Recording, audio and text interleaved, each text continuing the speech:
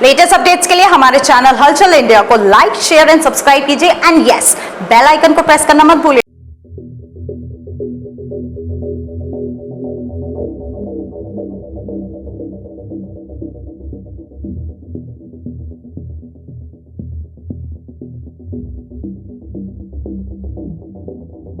और समाजवादी के कारण 10 जगह हम अपमानित भी होते हैं, नुकसान भी झेलते हैं, लेकिन जब अवसर आ जाता है तो दूसरों को मिल जाता है। उत्तर प्रदेश में चुनावी बिगुल बज चुका है और समाजवादी पार्टी पूरी तैयारियों में जुट गई है।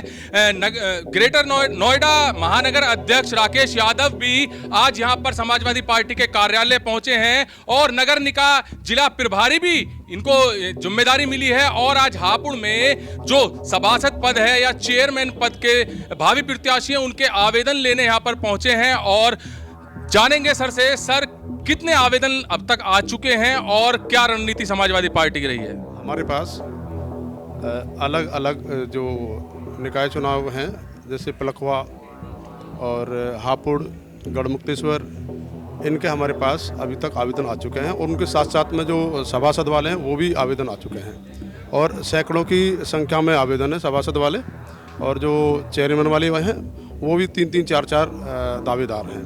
अब इस पे हमें बैठ करके संगठन के साथ चर्चा करनी है, कौन जिताऊ कैंडिडेट है, उसको पार्टी चुनाव लड़ाएगी। सर, आज तक का इतिहास रहा है समाजवादी पार्टी की सीट ये नहीं निकल पाई है नगर निकाय चुनाव में, क्या कमियां आपको लगती हैं या इस पर क्या आपने मनन किया है आज तक?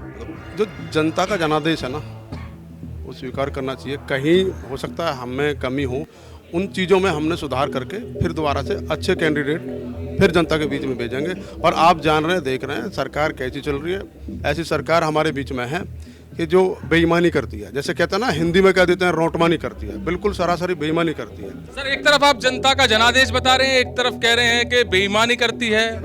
जनादेश क्या हमारे खिलाफ हर बार थोड़ी आएगा? मैं चैलेंज कर रहा हूँ, आप बैलेट पेपर पे चुनाव करा लिए, लेकर के लोकसभा से लेकर से विधानसभा से लेकर के प्रमुख से जिला पंचायत तक कोई भी आप चुनाव करा लिए, बैलेट पेपर चुनाव करा लिए, 100% को 70। हार का मुंह देखने के बाद कोई सी भी पार्टी है वो ईवीएम कोई दोष देती है। ईवीएम नहीं, ये लोग बेईमानी करते हैं ईवीएम में। हम आपको प्रूफ दे देंगे कि जहाँ पे भारतीय जनता पार्टी की एक वोट नहीं है, वहाँ पे 50 वोट निकलनी है। कहाँ से आई वोट? टोटल मुस्लिम क्षेत्र है और उस मुस्लिम क्षेत्र में बीजेपी की वोट निकल गई है। बिल्कुल हम इस चीज़ को नहीं मानेंगे, हम मानेंगे ईवीएम गड़बड़ है। सर, ईवीएम का होता तो पिछली बार निकाय चुनाव की बात की जाए तो हापुड़ में एक सीट थी 4 में से, और पिलखवा भी दूसरी पार्टी को गई थी, हापुड़ की बीजेपी की एक रही है, तो चारों सीट अगर बेईमानी की बात होती, ईवीएम की बात होती, तो भाजपा के खाते में होती। हम इस बात को नहीं मानेंगे ईवीएम वाली। ईवीएम में 100% बेईमानी है और जहाँ तक चुनाव जीतने वाली बात है, वो जनता का संदेश होता है कि जो कैंडिडेट जनता के बीच में रहता है उसको जनता जरूर अपना आशीर्वाद देती है, लेकिन ये बेईमानी से उस आशीर्वाद को काटते हैं। आज हालात देश के अंदर क्या हैं, प्रदेश के अंदर क्या है, ये आप बहुत हमसे ज़्यादा जानते हैं। क्या फर्क लग रहा है समाजवादी पार्टी की सरकार में जो पिछली थी और अब भाजपा सरकार में, क्या फर्क लग रहा है जो आप हालातों की बात कर रहे हैं? मैं सिर्फ इतना कहना चाहूँगा, लोकतंत्र नाम की चीज़ नहीं रही है। लोकतंत्र बिल्कुल ख़त्म कर दिया गया है। हम विकास की बात करते हैं, ये विनाश की बात करते हैं। अगर मैं आपके चैनल पे बताना स्टार्ट कर दूं माननीय मुख्यमंत्री जी की योजनाओं को, हो सकता है शाम हो जाएगी मुझे। यहाँ के जो सांसद और स्थानीय विधायक हैं वो अपनी 10 योजना मुझे बता दें। अच्छा, आप सुरक्षा के मद्देनजर कैसा मानते हैं इस भाजपा सरकार को? कहाँ सुरक्षा है? लूट खसोट भ्रष्टाचार सब तो है। कहाँ सुरक्षित आदमी? छात्र की हत्या हो जाती है, बहन बेटी रोड पर नहीं निकल सकती है, रामराज का नारा देते हैं, कहाँ रामराज जिनका? अतीक अहमद की बात की जाए तो अतीक अहमद के बेटे की अभी जानकारी के अनुसार सूचना मिल रही है कि एनकाउंटर कर दिया है। वो भी आपकी पार्टी का ही सदस्य था, विधायक था।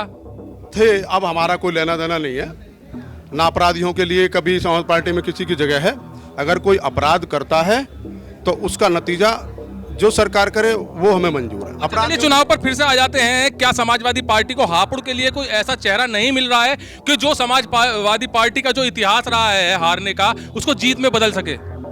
आपके सामने वादा कर रहे हैं, इस बार हम जीत में दर्ज कराएंगे और हमारे पास एक चेहरे नहीं, बहुत चेहरे हैं जो जीतेंगे और आपके बीच में रहेंगे। अच्छा, कलह की भी बात करते हैं समाजवादी पार्टी में। अभी पीछे ही देखा गया था, अभी थोड़ी देर पहले जिक्र चल रहा था टिकट को लेकर, अगर मेरे को टिकट नहीं मिला या मेरे मिलने वाले को टिकट नहीं मिला तो मैं लेके हापुड़ से और लखनऊ तक विरोध कर दूंगा। नहीं, देखिए फिर बात हुआ गई ना, मांगना हक है, मांगेंगे, जिसको टिकट देंगे वो राष्ट्रीय अध्यक्ष जी का निर्णय है। एक ही आदमी को कैंडिडेट बनाया जाएगा और मांगने का अधिकार सबको है, मांगेंगे।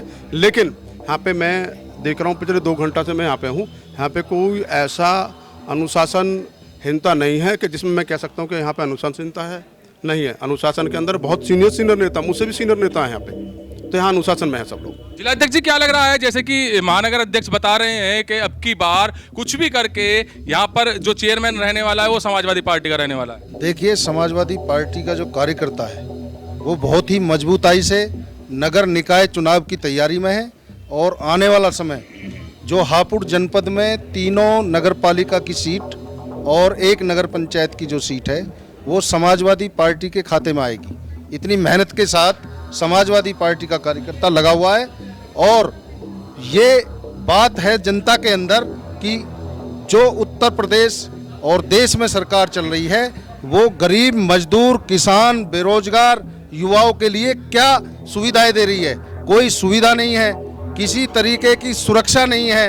और चलिए, आप कह रहे हैं सुरक्षा कुछ भी नहीं है, गरीब तबका है या अमीर तबका है, कुछ कह रहे सुरक्षा नहीं है, कुछ योजनाएं नहीं मिल रही हैं, मगर फिर भी लगातार 2 बार जनता का जनादेश क्यों जा रहा है? पूर्ण बहुमत से क्यों मोदी योगी की सरकार बन रही है? देखिए, ये सरेआम बेईमानी है।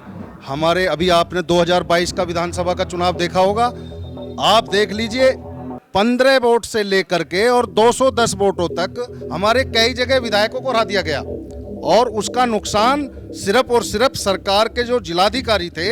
अभी आपने हापुड़ में देखा, जिला पंचायत अध्यक्ष के पास 13 सीट, हमारे पास 13 वोटर थे और भाजपा के पास थे 6 और उसके बाद हमारे 6 दिखा दिए, उनके 13 दिखा दिए। तो ये सरेआम बेईमानी। बागपत में देख लीजिए, एक तरफ आप लोकतंत्र कहते हैं और एक तरफ आप अभी जो ये बता रहे हैं कि बेईमानी की गई है, इसका विरोध क्यों नहीं किया? वो हमने काफी विरोध किया, लेकिन किसी ने जाने भी दिया हो? पहले से पहले ही जब जिलाधिकारी स्वयं मोहर लगा रहे हैं तो इससे बड़ी बेईमानी क्या होगी? आप बागपत में देख लीजिए, कैंडिडेट सो रहा है जयपुर में और उसका वापस ले रहा है कोई अदर पर्सन। ये सरेआम लोकतंत्र की हत्या है। तो आज तक के इतिहास में हापुड़ में कोई सीट समाजवादी पार्टी की नहीं रही है, जबकि महानगर अध्यक्ष और जिला अध्यक्ष जाखड़ जी ये कह रहे हैं कि अब की बार इस तरह से यहाँ पर मेहनत की जा रही है कार्यकर्ता द्वारा, पदाधिकारियों द्वारा, कि अब की बार यहाँ पर हापुड़ में सीट रहेगी और पक्का जीतेंगे। हालांकि समाजवादी पार्टी के वरिष्ठ ये पदाधिकारी हैं, भाजपा पे सीधा सीधा निशाना साध रहे हैं, मगर बेईमानी ईवीएम की बताई जा रही है कि ईवीएम के द्वारा बेईमानी की जाती है। अगर वॉलेट पेपर से चुनाव होता है तो जीत किसी अलग पक्ष की होगी। अब देखने वाली बात यह होगी कि समाजवादी पार्टी जितना मेहनत कर रही है, अब की बार इस चुनाव में समाजवादी पार्टी का क्या रंग रहता है। कैमरामैन महेंद्र के साथ सुशील शर्मा, हलचल इंडिया।